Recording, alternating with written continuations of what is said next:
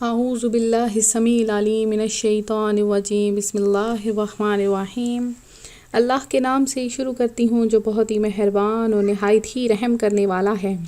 روحانی وظائف چینل کی طرف سے تمام ویورز کو السلام علیکم ورحمۃ اللہ وبرکاتہ۔ میں اپنا چینل روحانی وظائف کے ساتھ آج آپ کی خدمت میں ربیع الثانی کے دوسرے جمعۃ المبارک کا بہت ہی خاص اور مجرب وظیفہ لے کر حاضر ہوئی ہوں۔ آپ یہ وظیفہ ربیع الثانی کے ہر جمعۃ المبارک ہر دن ہر رات میں یہ کر سکتے ہیں۔ انشاءاللہ تعالیٰ اس کی برکت سے آپ میں پہ سے ہر آفت ہر تکلیف ختم ہو جائے گی، اور یہ ایسا وظیفہ ہے کہ حضور غوث اعظم رحمۃ اللہ علیہ خود فرماتے کہ مجھے جو کچھ بھی ملا اس دعائے غوثیہ سے ملا۔ آپ لوگ بھی یہ عمل ضرور کر لیں۔ میں آپ کو آج 11ویں شریف کی برکت بھی بتاؤں گی کہ حکیم الامت حضرت مفتی احمد یار خان نائمی رحمۃ اللہ علیہ فرماتے ہیں اس مہینے میں ہر مسلمان اپنے گھر میں حضور غوث پاک سرکار بغداد رحمۃ اللہ علیہ کی فاتحہ کریں، سال بھر بہت برکت رہے گی۔ تو ہو سکے تو ہر مہینے 11ویں شریف کیجئے۔ ضروری نہیں کہ اس کے لیے ہزاروں روپے ہی خرچ کیے جائیں، بلکہ جتنا ہو سکے آسانی سے میسر ہو اسی سے اللہ پاک کہ اس ولی کامل کی نیاز کیجئے۔ چنانچہ حکیم الامت حضرت مفتی احمد یار خان نائمی رحمۃ اللہ علیہ فرماتے ہیں اگر ہر چاند کی 11ویں شب یعنی 10ویں اور 11ویں تاریخ کی درمیانی رات کو مقرر پیسوں کی شیرنی خرید کر پابندی سے 11ویں کی فاتحہ دیا کرے تو رزق میں بہت ہی زیادہ برکت ہوگی اور انشاءاللہ کبھی پریشان حال نہ ہوگا، مگر شرط یہ ہے کہ کوئی تاریخ ناغہ نہ کرے اور جتنے پیسے مقرر کر دے اس میں کمی نہ ہو، اتنے ہی پیسے مقرر کرے جتنے کی پابندی کے ساتھ کر سکے۔ خود میں اس کا سختی سے پابند ہوں اور اللہ پاک کے فضل سے اس کی بے شمار خوبیاں پاتا ہوں۔ تو ماہ ربیع الاخر آخر وہ عظیم مہینہ ہے جس کی 4 تاریخ کو ام المومنین حضرت زینب بنت خزیمہ کا یوم وصال بھی ہوا تھا۔ بہت ہی مبارک یہ مہینہ ہے، بہت مبارک یہ دن ہے۔ تو نبی پاک علیہ الصلوۃ والسلام کا یہ بھی فرمان ہے کہ قیامت کے روز اللہ کریم کے عرش کے سوا کوئی سایہ نہ ہوگا۔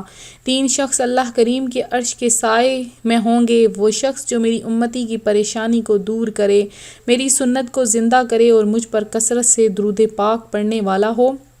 تو ماہ ربیع الاخر ہمیں جاری و ساری ہے۔ یہ وہ مبارک مہینہ ہے کہ جس کی آپ کو بتا چکی ہوں 11 تاریخ کو پیران پیر روشن ضمیر حضرت شیخ عبد القادر جیلانی کا عرس مبارک ہے۔ تو یہ بات آپ لوگ جان لیں کہ جب کسی ولی کا عرس ہوتا ہے تو وہ خاص نظر رحمت فرماتا ہے، تو آپ لوگ اس مہینے میں حضور غوث اعظم کے فاتحہ دلوائیں، کیونکہ وہ علم و حکمت کا سمندر تھے۔ ان کے وسیلے سے آپ اگر کوئی بھی دعا مانگیں گے اس دعا کی برکت ایسی ہوگی کہ آپ کی وہ دعا وہ خواہش پوری ہوتی جائے گی کہ مشائخ الاولیاء میں سے کوئی بھی کرامات کے لحاظ سے آپ رحمۃ اللہ علیہ کا ہم پلہ نہیں ہے۔ یہاں تک کہ بعض مشائخ نے یہ بھی فرمایا ہے کہ حضور غوث پاک رحمۃ اللہ علیہ کی کرامات کا حال تو موتیوں کی لڑی جیسا ہے کہ جب ٹوٹتی ہے تو ایک کے بعد ایک موتی گرتے چلے جاتے ہیں۔ غوث پاک رحمۃ اللہ علیہ کی کرامات اعداد و شمار سے باہر ہیں۔ حضور غوث پاک رحمۃ اللہ علیہ کی ذات بابرکت تو کرامات و کمالات کا مجموعہ ہے۔ صرف آپ کے نام مبارک کی یہ برکت ہے کہ جہاں پکارا جائے موذی جانوروں سے چھٹکارا مل جاتا ہے۔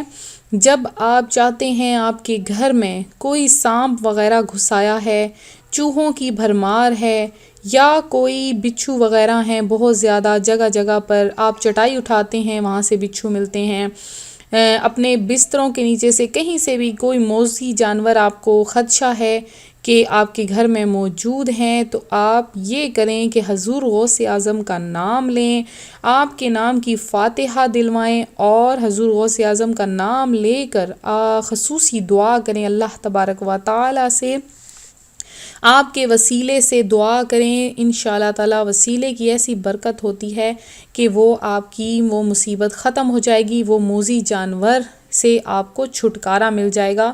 تو ذرا سوچئے کہ جب حضور غوث پاک کے نام کی یہ برکت و عظمت اور کرامت ہے کہ درندے آپ کا نام سن کر حملہ نہیں کرتے، موذی جانور تکلیف نہیں پہنچاتے، تو آپ رحمۃ اللہ علیہ کی ذات کیسی باکرامات اور بلند مرتبہ ہوگی۔ کرامت کسے کہتے ہیں؟ تو آئیے کرامت کی ایک چھوٹی سی تعریف آپ کو بتاؤں کہ مومن متقی سے اگر کوئی ایسی نادر الوجود اور تعجب خیز چیز صادر و ظاہر ہو جائے جو عام طور پر عادتاً نہیں ہوا کرتی تو اسے کرامت کہتے ہیں۔ تو حضور غوث اعظم کی ہستی وہ ہستی ہے کہ جو اپنے بعد دنیا سے وصال کے بعد بھی آپ کی کرامتیں ظاہر ہوتی رہتی ہیں۔ کرامت کی بہت سی قسمیں ہیں، جیسے کہ مردوں کو زندہ کرنا، اندھوں اور کوڑیوں کو شفا دینا، لمبی مسافتوں کو لمحوں میں طے کرنا، پانی پر چلنا، ہواؤں میں اڑنا، دل کی بات جان لینا اور دور کی چیزوں کو دیکھ لینا وغیرہ۔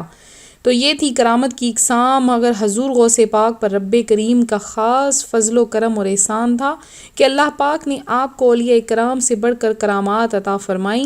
آپ رحمۃ اللہ علیہ اللہ پاک کی عطا سے مردوں کو زندہ کر دیتے، تو کبھی اندھوں کو بینا کر دیتے، کبھی کوڑ کے مرض والوں کو شفا دے دیتے، تو کبھی بیماروں اور پریشان حالوں کی مدد فرماتے، کبھی دور سے مدد کے لیے بلانے والوں کی امداد فرماتے، تو کبھی حاجت مندوں کی حاجت پوری فرما دیتے، کبھی کسی کے دل میں آنے والے خیالات کو جان لیتے، تو کبھی اپنی بارگاہ میں آنے والوں کی مشکل کو دور فرما دیتے، کبھی چوروں اور ڈاکوؤں پر نگاہ کرم ڈال کر نیک بنا دیتے، تو کبھی فاسق و فاجر لوگوں کو اپنی نگاہ ولایت سے رب کریم کا محبوب بنا دیتے۔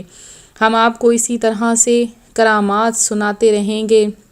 تو آپ جانتے ہیں یہ جمعۃ المبارک کا مبارک دن ہے، آپ نے اس دن میں کثرت سے درود پڑھنا ہے، کیونکہ جمعۃ المبارک کی میں ایک ایسی گھڑی، ایک ایسی ساعت ہوتی ہے جس میں انسان کی تمام دعائیں قبول کر لی جاتی ہیں، تمام خواہشیں پوری کر لی جاتی ہیں، تو وہ گھڑی ضائع نہ کریں۔